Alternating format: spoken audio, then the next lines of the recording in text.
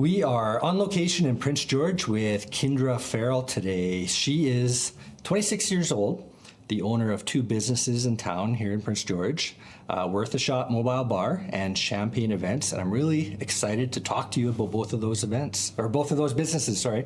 Kyndra, thank you for coming on the show today. Yeah, thank you for having me. I'm really excited to be here. Yeah.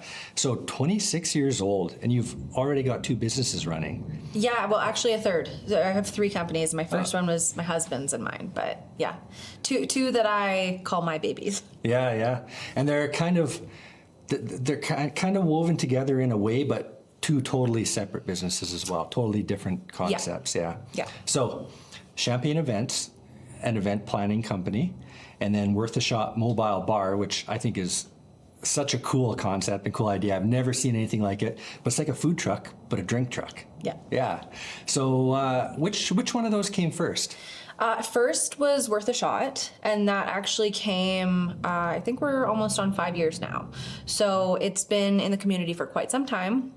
And it actually kind of just started up as I was getting engaged and looking for services locally, and I found out quickly that there was nothing that I would be able to hire for my wedding that would do what my bar does. And so with a business background, I decided this is something that I think would be really beneficial in the North, and something that not only will help me with my wedding, but I can start helping other people with their weddings and events, and then it grew quickly from that. Yeah.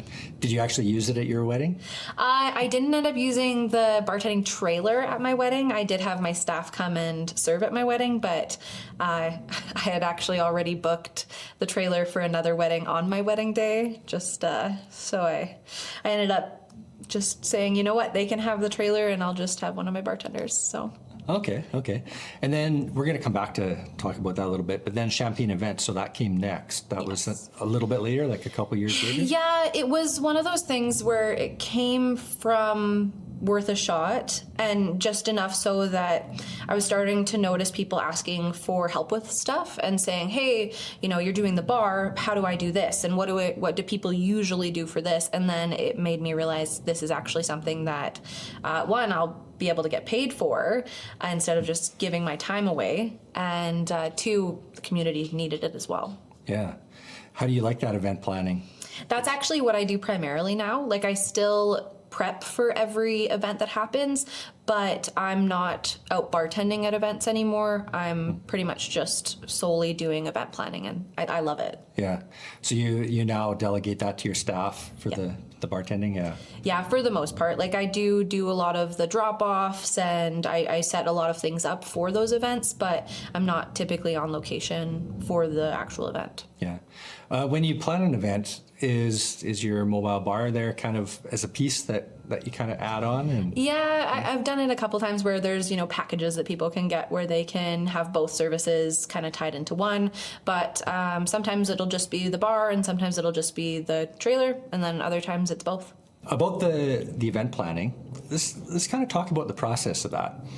I can't imagine the amount of work that goes into planning a wedding. I mean, I know brides are looking a year out already or more, right? Yeah. Planning their weddings. So for you though, as a planner, like, there must be a ton of stuff for you to have to kind of take care of for them, right? Yeah, and that's exactly it. I take care of pretty much everything that I could possibly take care of for the couple. I don't want them to stress. I don't want them to feel overwhelmed. And so I can help them from the very beginning, or if they're just wanting support for the day of, so that they're not left with the tasks of setting up and dealing with vendors, then I can do that as well. So very much full service, but customizable to their needs. Okay. So take me through that process a little bit. A bride calls you up and says, hey, I'm getting married in 1 year and I want you to help me.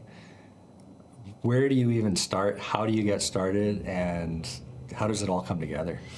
Well, weddings are one thing, and I think that's people put so much effort and focus on weddings that they want it to be perfect and nothing can go wrong. So we just kind of start off by figuring out what their vision is and what their needs are.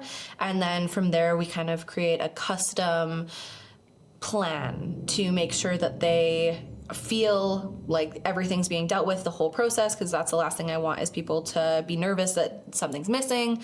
And then really just checking my list off and slowly acquiring vendors and making sure that we've got the layout for the space and working with all of the different spinning wheels to make sure that everything comes together and becomes a really smooth, well-oiled machine. And I know you also do destination weddings. Yeah. So what's the furthest you've been from Prince George? So I keep it in BC currently. I've just had a small baby and I didn't want to travel too far or too fast. I think I'll start going a little bit overseas eventually, but furthest in BC, I've done weddings in Terrace, I've done weddings in Salmon Arm, Fort St. John, and then kind of a lot more local and, district-wide to Vanderhoof, Fraser Lake, Fort St. James, Burns Lake, all of those areas close by as well. Oh, yeah. How does planning something like in another city work for you? See, I have a really good group of vendors locally that I know very well, and that really saves a lot of time when it comes to, sourcing and then just even connecting and maintaining, timelines and whatnot with vendors. When it comes to different cities and not knowing those people right offhand necessarily if it's the first time I've been in a community, there's just a lot more research that goes into making sure that we've selected the right vendors, that we know that they're going to show up and be what we need. And so it's just time and effort that goes into that, quite a bit of it. You remember the very first wedding you've ever planned? Yeah. Yeah. How were the nerves on that? Like being at that event, making sure everything was going to go tick-tock just as it was supposed to go? It was kind of scary. So my wedding was actually the week before the first wedding that I coordinated. So I had just had that in my back pocket and was like, okay, well, I've done all the training and I've had all this happen, and I did my wedding. Well, I didn't work my wedding, but got to be there, got to be a part of it. And the following weekend was that first wedding that I coordinated, and I just took a lot of what I had, real world practice with, planning my wedding and getting all of that stuff done, and to actually bringing it into fruition and making sure that it worked for that couple as well. It was just keeping the nerves to a minimum and as low down as possible so that no one else sees that I'm, nervous, and just making sure that it worked really well for them. So I just kept at it like that. So when you're kind of like running events like this, there's got to be so much going on behind the scenes that nobody knows about except you. Yeah. Do you leverage technology in what you do? Like apps or spreadsheets, databases, anything like that? Yeah, I try to use, I try to keep it pretty simple. I know I am a millennial, or maybe not even a millennial. I might be a Gen Z. I'm somewhere close in between there, but I try to use technology to my advantage. I'm not super great with everything, so I do use certain apps. I've got Task World for all my scheduling, and I've got posting software, and I've got a bunch of spreadsheets just through Excel and Google Spreadsheets, and everything that I use within those databases is essentially to help me with making sure that the timelines and everything is super easy for me to connect with and get it sorted out. But also I try to make sure that the couples can use that same software as well, so that we're both on the same page, everyone knows what's going on, and it's just super easy and straightforward. I'd like to say one day I'll get even better with technology and use it a bit more to my advantage, but for now what I'm doing works. It might just take a little longer. Let's talk about Worth a Shot.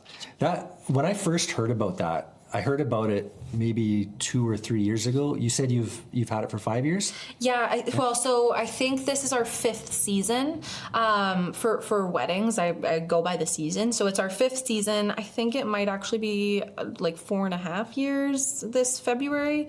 Okay. So close to 5, but not quite. Okay. Because when I heard about it being a mobile bar service, I've told people it's like a food truck with drinks, right? That's the way I describe it anyway. And it just sounds like such a fun idea to be able to have a truck that kind of will roll up. It's a trailer, right? So it's a trailer. And people can just come in and order drinks. Now, do you have anything special there that's kind of makes you unique over, a typical service like that? Yeah, well, we did start off as the only one that was in northern BC for trailers. There's a couple people that do bartending on the side kind of thing, but our trailer is essentially a bar on wheels. So everything that's in the trailer, from our slush machines to our full power grid, so that we can run our smoothies if people want smoothies, and just having power and being able to make the bellinis and put alcohol in the fridge or use our keg system. All of that is basically run through the trailer, and it makes a huge difference when you are having a wedding out in a field and want to make sure that you can still have a cold beer or something on tap.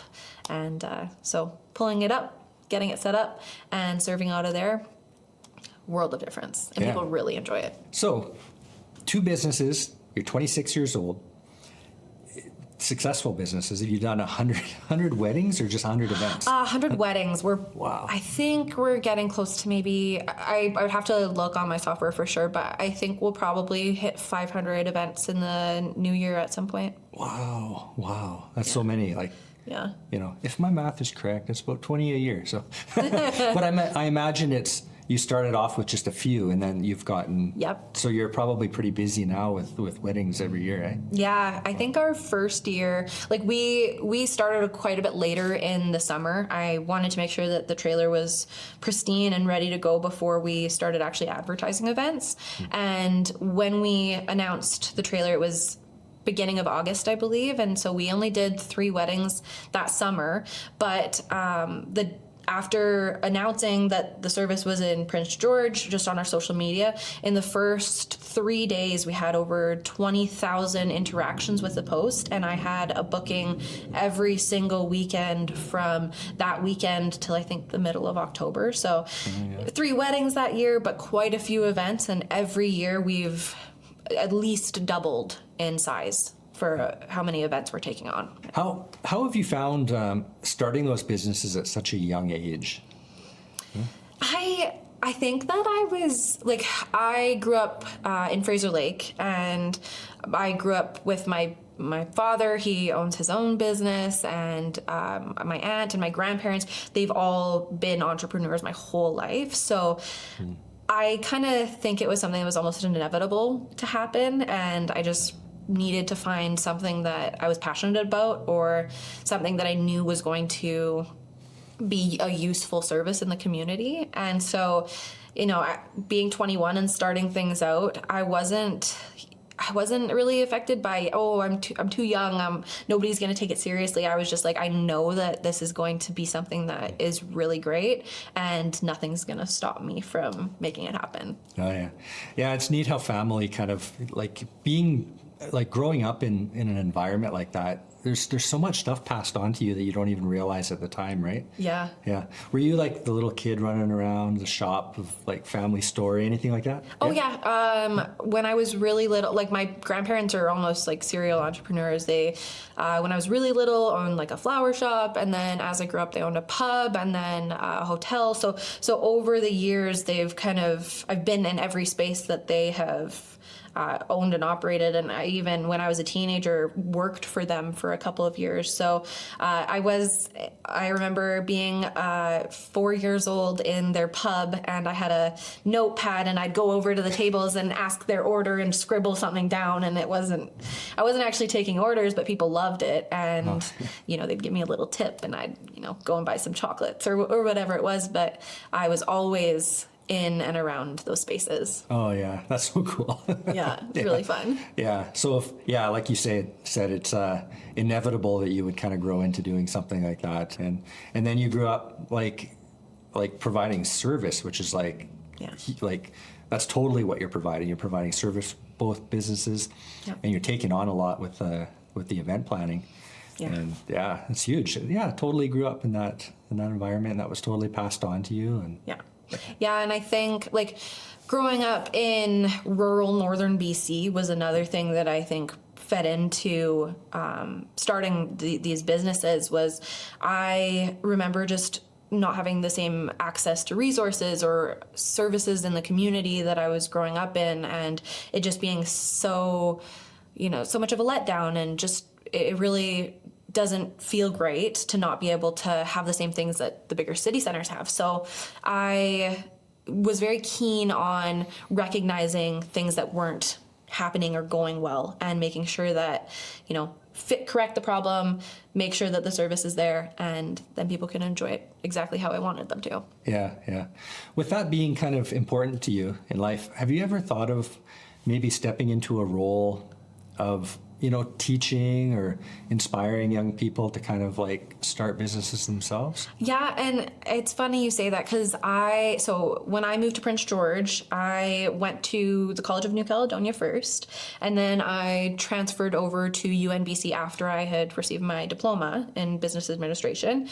And at the college, though, that was like, I didn't know that I was going to own a business at the time. I just took the business program because it was something out of high school, and I didn't think that I was quite ready for university, so I almost took it as like a transition, make sure I get my grades up and enjoy what I'm doing before I stick with it for long term and make a degree out of it. And so I went to the college, and it was at the college where I really started excelling in business courses, and I ended up on the business competition team. I was recruited by the school. Then we ended up going and competing in Kelowna, and we took home an insane amount of awards. And that was kind of where I was like, okay, I'm really good at this, and I loved what I was doing, and so I have a really good connection with the college, and I'd love to one day maybe teach a couple courses and show kids that you doesn't matter how old you are, doesn't matter what your background is, you are just as capable as anybody else. Yeah. Could you imagine getting into like business administration, like teaching that?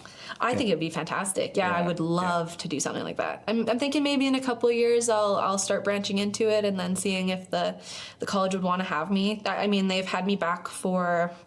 I did a seminar for them just with the students on one of the intro days, and I did a presentation about how they can excel at the college, and even just doing that was really fun. Yeah.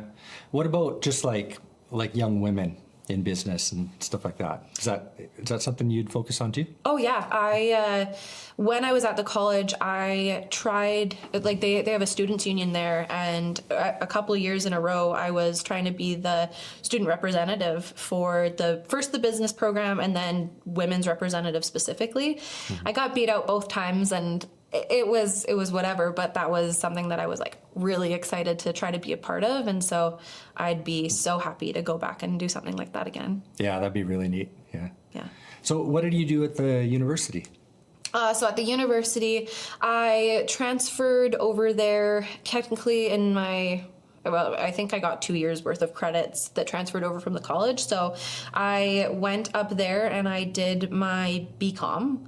So I'm not actually quite finished that program yet either. I got pregnant and then decided to take a bit of a step back from school because I was doing a full-time 40-hour job, plus all of my company stuff, plus pregnant.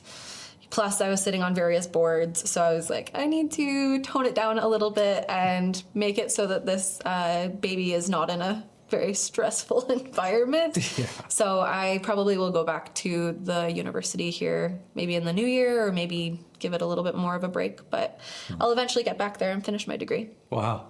You're doing a 40-hour-a-week job while you're running 2 businesses. Yeah. Yeah, and I do the admin work for my husband's company too, so I pile it on pretty thick. Yeah, sounds like it. Yeah. Sounds like you don't have a lot of free time then. I do more so now, because I have taken those steps back, but I think I'm also just one of those people that if my day isn't busy from 6 a.m. till 10 o'clock at night, then it wasn't a successful day. Like, I'm still just stuck in that mindset, so I do a lot of things in a day to make sure that I feel like it was an accomplished day. Oh, yeah. What are your future plans? Well, it's a good question. I kind of, right now, I'm continuing to roll with the things that are happening with the economy. apparently not as many people are getting married anymore, which I haven't noticed that happening quite yet. Yeah. Maybe, we're slow to the party up north, but I'm going to continue in the wedding industry. And I think that a little bit more going forward, I'd like to transition into corporate, just because that's in my off season, so when it's not, the weddings and the event times between, June and October, the corporate side of things is when it really starts ramping up. And so I think we'll do some more big events. We actually did a couple of years ago, we did this week-long health and wellness event for Yukutche First Nations, which is just outside of Fort St. John or James. And they had it where they wanted, traditional dancers and, all these different people to come into their 100-person community and just make it all about wellness for a whole week. And I really enjoyed working with the First Nations community and, bringing stuff back to their hometown and making it a really fun experience for them. So that's something that I'd love to do more of as well. And then, First Nations events, and then also corporate stuff for the winter when things are a little bit slower for the bar and for the events. Yeah. What does corporate stuff look like? Well, I think, the seminars, the conferences, if people are going to be doing, talk, they come in and have a speaker come in, or a seminar, all those things, just helping out with making sure those run smoothly, just like a wedding. Oh, so you'd be on like the planning side of the seminar. Yeah. What about being a speaker at one of these events and kind of like the encouraging motivational speaker, something like that? Is that something you could see yourself doing? I can. I've gone to a couple, the LEAP conference, the women, I don't know what the acronym stands for, and I think they've actually stopped doing it since, but I went to that, I think, every year that they had it, which was, I think, for 4 years, maybe earlier 2023. I'm not sure what the time frame was, but doing those and getting to hear the speakers that came in, that was actually really, really nice to see. And, it gives you that extra bit of motivation. And I think that when I figure out a story that I think is good to share with people, I'd love to be at one of those events and have people have the same kind of reaction that I was able to get, the inspiring stories behind all of the business. And I think I'd love to do that for someone else the same way. Yeah, cool. And so with the corporate events, so your champagne events isn't just weddings then? Or?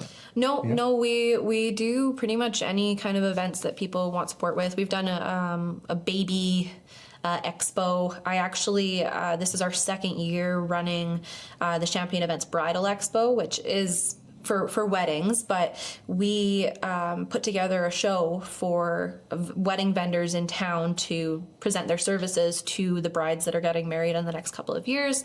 They come in, they get to book services then and there, and it's kind of a one-stop shop, and you don't really get that in Prince George very much. Lots of the businesses that are operated are out of their own home, so you meet them at a coffee shop, and so they get to go actually and do this show. And this year is our second year doing it. Last year we had fantastic success. We had over 300 brides that registered for the show, and I think around 1,500 people that came to the show in the 5 hours that it was happening. So we definitely wanted to do another one, and so we're doing another one in February, and we'll probably continue to do that for the next couple of years too. So planning stuff like that is also definitely within my wheelhouse. I like to do those things as well. Do you find weddings now are they more of like an event as opposed to like a traditional wedding? Yeah, I think a lot of it is that turning it into an event. It's not so much focused on like the marriage component and what a traditional wedding is, to tie families together and to celebrate the love. It is still to an extent that, but I think a lot more of it is to make it a really memorable event that everyone enjoys being at. That's the big thing. So I want to give you a chance to talk about something that's interesting to you. I mean, you've got your businesses, they're successful, and we've been talking for nearly an hour. What's something that's kind of unique about you, about yourself, that somebody might not quite know? Put you on the spot here and say. I don't know. Like I think that this is hard. That's a good question. It's a hard question to think about. Yeah. I don't know. I think that for what it's worth, everything that brought me to where I am now was just finding the passion that I've got for business and running a business. And I didn't realize in high school, not being super interested in school and, academics and everything didn't mean that I wasn't going to be successful growing up. I wasn't a straight A student. I wasn't someone that tried very hard with classes or anything. And I just kind of thought that meant I was going to be like a subpar citizen and whatever that meant. And then as I got a little bit older, and I think the big turning point was when I got to the college and realized that, okay, the academics, it's not necessarily that I didn't like social studies or English. It was just that I wasn't learning things that actually excited me and made me hopeful for the future and what I could turn that into. And so I think a big thing for me was, and for anybody else who's maybe not super, caring about how they're doing in school or that they don't have a passion yet, it doesn't mean that it's not coming. It means that you just have to look a little harder to find it or wait for that moment where it's going to all of a sudden show up and you realize you're having that light bulb moment and everything's starting to kind of connect. And I think that happened for me when I opened up to the idea of, what possibilities are around. So maybe that's my thing is don't stress if you're not doing well in school or haven't found your passion yet. It just means that it's still coming and might take a while to get there. I've seen lots of, videos about billionaires or millionaires that didn't find out what they wanted to do until their 60s. And then all of a sudden, 65, they've got this insane business that has generated them millions and millions of dollars. It doesn't mean it's not happening. It just means it hasn't happened yet. Yeah. And a lot of that comes down to being willing to take a risk too. And at 21, you started your first business. That's a huge risk. Wow. Were you terrified or were you just ready to do it? I was just ready to do it. I think that was part of the finding the passion was I knew that I'm passionate about this. There's no way that it's going to fail because I'm not going to let it fail. And if it does fail, it just means that I'm going to make it happen again and again and again until it doesn't fail. And it's that maybe it's the 100th time that I've tried to do it, but it's that time that it sticks. And it happens because I want it to happen. That's a good attitude. I never had that attitude when I started my business. I was terrified. Yeah. I had gotten laid off from my job and I was at home and I remember thinking I've got a wife, planning on having a family and, I'm getting laid off. So what do I do? And I had this opportunity and I was told actually, you should start a business. And it was in the automation industry, but it was something that was totally different. It was writing computer software. It was go from that, what you've learned in automation, and you should focus on the software aspect of it. And I thought, yeah, I could probably do that. I ended up doing it, but man, was I ever scared. But I didn't have that mindset that you're saying you had where I'm gonna just make it happen. I was like, I sure hope this works, right? That was my attitude towards it. And I was able to make it work, and maybe I did kind of push it in the way that you're saying. But yeah, it was a terrifying feeling, and it was really scary, but I also had somebody else that, had to depend on me as well, and it wasn't just me, making a decision, right? It was kind of us making a decision. Yeah. So maybe it was a little tougher that way. But yeah, I like your attitude. You're a get her done, go do it, and the confidence that you'll just make it happen, right? Mm-hmm. And I guess at 21 years old, you had come out of college, so you were already done school. right? Yeah, I think I had finished my class, and then the next month I'd started the business already. Wow. Yeah. And that was business administration. So that was, Yeah. yeah. So that had kind of given you the tools to start that business and know that you were going to. Did that give you the confidence to know that it was going to be successful then? See, the first business was the one with my husband before I started my business. And then boyfriend years ago, but he had the skill set and I had the knowledge. So pairing together was kind of just that perfect recipe because he already knew what he was doing and I knew what I was doing. But what we were missing was what each other could offer. And so I think having a partner in it also made me just that much more blindly confident that it was going to work because I knew that he was going to make it work and I was going to make it work. And then, regardless, it was just going to happen. Yeah. Okay. Good attitude. Yeah. And to have that support too. Yeah, that was a big thing. Yeah. Yeah. What would you say to like a young lady, 21 years old, who might come to you one day and say, hey, I'm thinking about doing this business?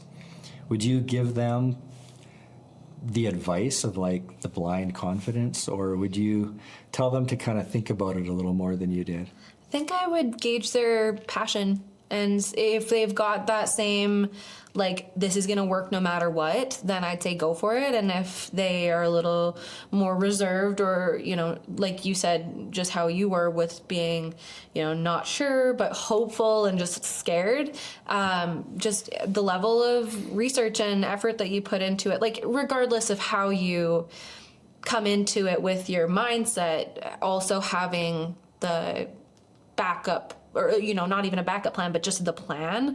I made a business plan for every business that I started. I had 20-page business plans that, I looked over and I made sure that everything looked good. And that was kind of my Bible for how I was going to at least start things. And if it didn't work out, I'd pivot. But just to have that too made a big difference in, okay, this is next step. This is next step. This didn't work. Let's try this. So I'd probably tell that 21-year-old girl to make a plan and go off of the plan. And if things don't work, continue to try for it, but just to make those adjustments that you need to make until it really does work.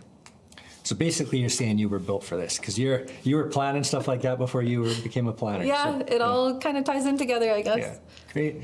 Hey, Kyndra, if somebody wants to reach out and get in touch with you, how can they do that? Well, our best spot to connect with me is probably our website. And you can find us at www.worthashotm as in mobile, b as in bar.com. And then our social media is really active too. We've got Instagram, Facebook, TikTok, and we've got separate accounts for all of our businesses. So Champagne Events is the coordination, and then Worth a Shot Mobile Bar is the bar. And you can find us under those usernames on all of those platforms as well.